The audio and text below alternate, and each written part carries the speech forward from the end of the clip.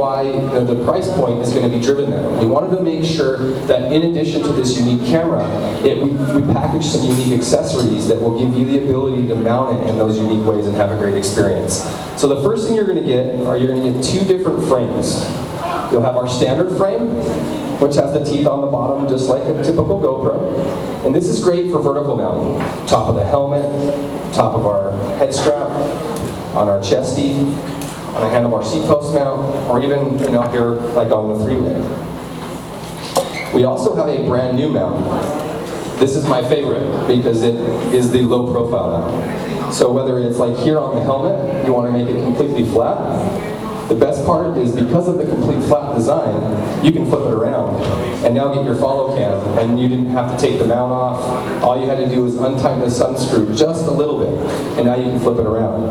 You can do that same concept on the side of the helmet, or anywhere because of the complete flat design.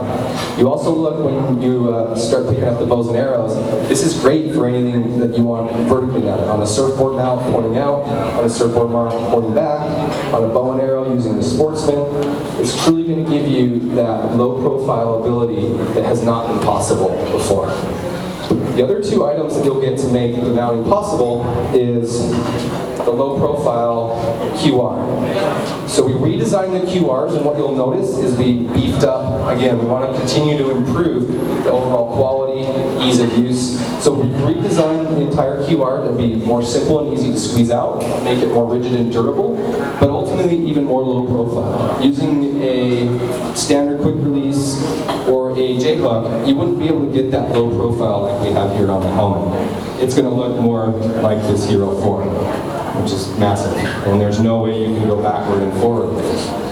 The other thing is, do you know what this is for? Does anyone know what this is for?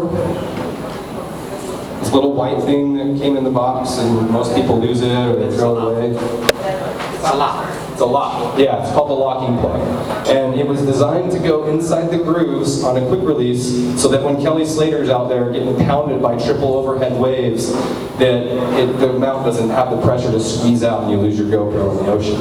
Well, if you're like 99% of us, you lose this thing the very first time you take it out of the box, and then when you need it, it's not there.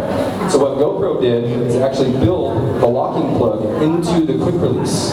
So now it's always there. So the little locking plug is there. As well as you'll know if your camera is mounted correctly, because unless it's all the way in, the locking plug will not fit into the grooves. So it also is a security device to make sure that your GoPro is securely mounted into the quick release. The second QR that you're going to get is one of my newest favorites, no matter what camera you're using, and that is the ball joint mount. It has an anodized steel ball so that you can truly mount it in any position. I'm a huge mountain biker, and I love the side mount. But the side mount takes 3 to 5 different pieces, and it makes my helmet look huge. If you've ever checked footage from Aaron Chase, from like our Valparaiso, he's got this big gigantic thing to make the camera look level on the side of the helmet. We also have so many different types of helmets out there. This is a perfect helmet. I love this helmet because it's flat, it's got nice mounting area, surface area, but some of the helmets out there have gigantic rivets, they have holes, they have weird topography, so it's really hard to get that flush look where it's vertical. If you look at an old GoPro mount, you either had it mounted horizontal or vertical. There was no angle. So what's great about this mount is you're now going to be truly able to angle it to get that perfect angle no matter where you're mounting it. And I can show you on this helmet here.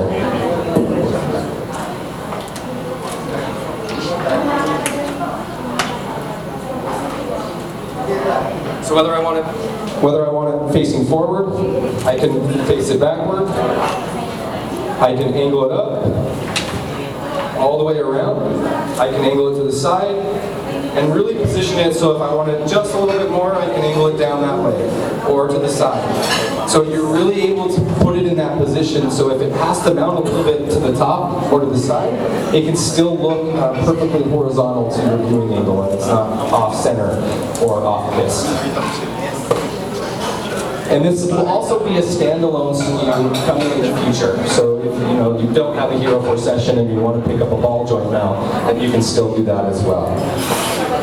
The other items that you're going to get, you'll get your classic flat and curved adhesive mounts, because you've got to have those to put them on things like your helmet, as well as you'll get your micro USB. So when we finish, if you guys want to come play with these and see how they interact and how they work, please come up. We've got the demo up here so you can see that. The other item, what comes in the box for the Hero Plus LCD, is of course you're going to get your camera. The camera is not removable from the housing, but you do get 3 back doors. Just like with the Hero 4 Silver, you're going to get your fully enclosed waterproof back door. You'll get your touchscreen back door that allows you to about 3 feet or 10 meters, 3 meters or 10 feet, the ability to touch the screen underneath the water. And then last but not least, you'll get your skeleton back door to have full access to the touchscreen and better for audio quality at high speeds, because it's not fully enclosed in the waterproof housing. You'll also get your curved and flat adhesive mounts and the USB cable. Both of these cameras, though, you'll notice that they're like the Hero. There's no battery. It's not removable. It's all baked into the housing, or into the camera.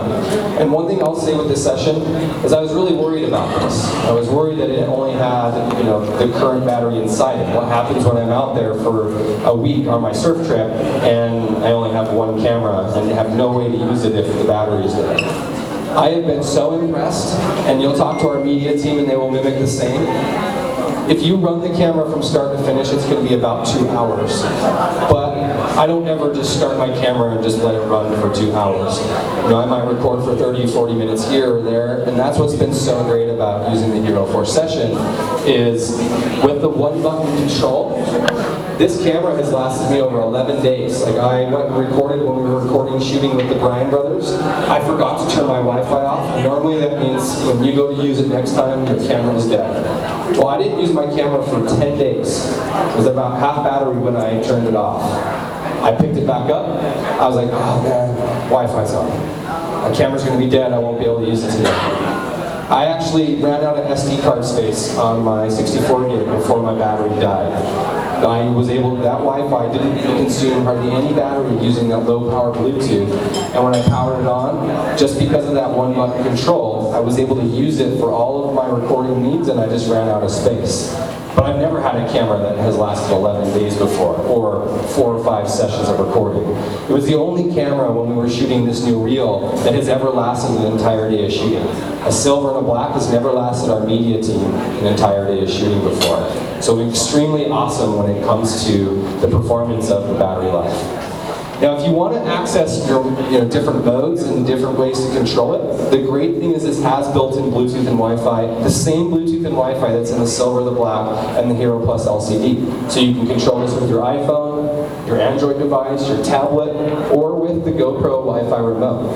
And this will give you full access. You're only able to access your video and your time-lapse mode when it's connected to, when it's not connected. When it's connected, you'll see a very similar layout to our other cameras. You can change it to video looping. If you're a burst mode fan, you can change it into burst mode, or you can take your classic single camera. So a great way if you're like, well, it doesn't have a screen, how do I frame it up? I'll just connect it to your device. Or connect it to your Wi-Fi remote so that it can be it can be mounted remotely. And then you can also adjust the settings and all that great stuff right from the device. So you can see that's what the menu looks like. On the Hero Plus LCD, here on the right-hand side, on my side, you'll see the buttons and the layouts. They make very similar layouts to every single camera, so it will be consistent if you've ever used a GoPro before. But the menu on the Hero Plus LCD is going to look very similar to our legacy camera, like a Hero 3 Plus, where every single capture setting has its own individual icon. So it's not jumbled together to make it very easy and intuitive for a user. They don't have to navigate through different menus and sub-menus to find the capture setting they want. It's just right there in front of their face. Time-lapse is time-lapse, burst mode is burst mode, and so on. So as we look at the camera settings, one of the most important things that we can do is understand how to capture great photos and videos and then turn that into something that we want to share. So if you don't, you might cut your head off, or you might aim it too low or too high, or you might need to do some extra work in post-production to actually make it format to your iPhone or to your computer. So I'm going to teach you guys a couple tips and tricks. So when you're using our cameras, you can ensure that your content that you capture is instantly ready to share, and you're ready to go out there and help share those key moments and create some inspiration. So our sensor on our camera is a 4:3 aspect ratio. And what is 4:3 aspect ratio? An aspect ratio is just basically the width and the height of the frame, and it's the ratio in which it is from length to width. And so our camera is a 4:3. If we go back to like 1999, that's what every TV was formatted to. All our content was 4:3, and that's why if you use like an old VHS tape, I know June's a huge fan of the Full House TV show. And if you were to watch Full House on your TV now, you get those big black bars on the side. And that's cool, but not really ideal. But why would we format our camera to have this kind of sensor? Well, it's because it provides the most immersive and tall frame possible. As you can see, compared to the other aspect ratio, which is widescreen, or 16:9, it's what our iPhone, it's what our computers, it's what everything is formatted today. It's actually 33% smaller in the frame. So you're able to capture the GoPro logo on his paddle. You're actually able to capture almost the entire kayak in the water, or if you were to use a 16:9, that's going to cut that off. It also makes the image way more stable. Imagine if we had the field of view of 16:9 and my head was the frame, and I had a lot of movement. What's going to happen? My head's going to be bouncing in and out of the frame, probably making you so sick that you don't want to watch the film, and you might, lose your lunch. So that's why what's great when you open up a 4:3 aspect ratio and you gain 33% more of a frame, I'm going to have that same movement, but now the movement is happening around the outer edge. So when I go into post-production, I can zoom in and I can crop and pretty much remove all of that movement. So if you look at our footage and they say, how do you get your image so stable and so smooth? Well, we shoot it in 4:3, and in post-production we zoom in, and making everything look as if we built in an image stabilizer, but still making it look natural and authentic. And that's how we really gain that. So if you're using anything mounted to your body, POV, 4:3 is your go-to, because you'll be able to see the sky, you'll be able to see the ground, and it'll be much more stable. It's great for selfies as well, because you're going to be able to capture everything in the frame. Plus, Instagram is formatted to 4:3, so it's already formatted for all of your sharing needs with most of the photo apps. On the other side, if you want simple, easy, you just want to plug and play, have it instantly format for YouTube or for any of the ways that you're sharing your content, 16:9 is great. Stagnant shots, traditional shots, follow cams are a great way to use, but if you're integrating with other content from an SLR, a 5D, Mark III type thing, you can use 16:9 to easily integrate. So make sure you think about what are you going to be doing with the footage, where you're mounting it, and that will help you choose which aspect ratio when you go out. The next decision you have to make, and then last but not least, we also have a third aspect ratio. Because knowing that there are benefits to both, but there are downsides, right? 4:3, full immersion, but you have to crop or stretch it to format it to 16:9. 16:9, simple and easy, but you lose 33% of your frame. That's why the GoPro engineers are next level, and they created a brand new aspect ratio, and that's called Super View, which is the best of both worlds. It gives you that 4:3 image like we have here on the right, so you can see the black bars. So when you turn Super View on, it's going to record in 4:3, but then internally, it's going to dynamically stretch it automatically to 16:9, eliminating the need to do this in post-production. So for guys like me, Super View has been a lifesaver. Because when I use 4:3 and I try to stretch it, I always make myself too fat or too small and practically can't use the footage. So but with Super View, it's right there. It's dialed and it's automatic. So great for that user like myself that might not have a great background in video editing. Always indicated on the camera by a little S next to the frame rate. So after you've decided on which image to use, aspect ratio to use, you've got to choose your frame rate and your resolution. Know that again, if you're using a computer from 2009 or 2010, shooting something in 1440 or those higher resolutions are probably going to be too heavy for the computer to handle. So think about what you're doing with your footage. If you're not going to blow it up on a big TV and you're only going to be viewing it on your phone, there's no reason to use the SD card space and the battery life shooting in 1440. Or maybe you want slow motion. Well, video plays back at 30 frames in a second. So if I want slow motion, I better shoot something that's way higher than 30, like 100 frames in a second.